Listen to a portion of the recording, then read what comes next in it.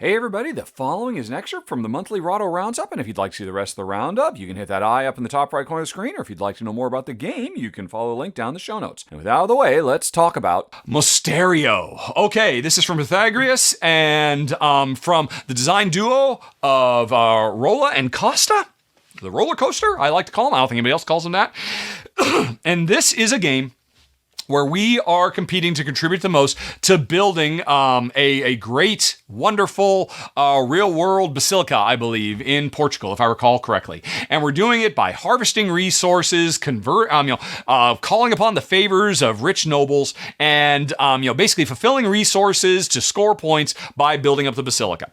All standard stuff, pretty straightforward stuff. What's interesting about the game is we do it through dice, because every round we roll our dice and we take turns worker placing them. And this game reminds me a lot of a game I played many, many years ago called Alia Octa Est. One of the ways you could use dice worker placement in Alia Octa Est was that, hey, if you put a 6 down and then I go to the same area as you and I put a 3, I push your 6 to the right to make room for my 3. But then if somebody else puts a 6, they go to the right of my 6. So the lower the value and the weaker the die is, the quicker you get to go, and you push the bigger, more powerful dice further on.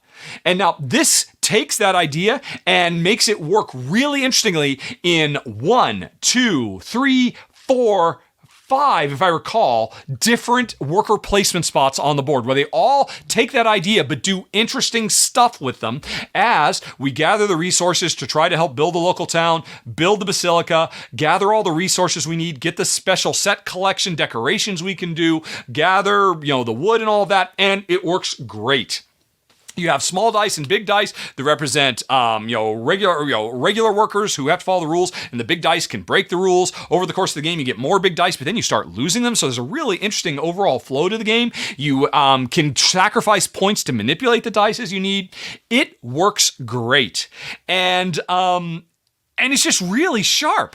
Now, I loved the dice worker placement. This kind of reminds me of last year's Tealetum, a game that had a really wonderful and deep and really fresh, modern feeling core action selection mechanism, the dice pushing and bumping and all the stuff that we do, to drive a more traditional, hey, gather goods to fulfill recipes to score points.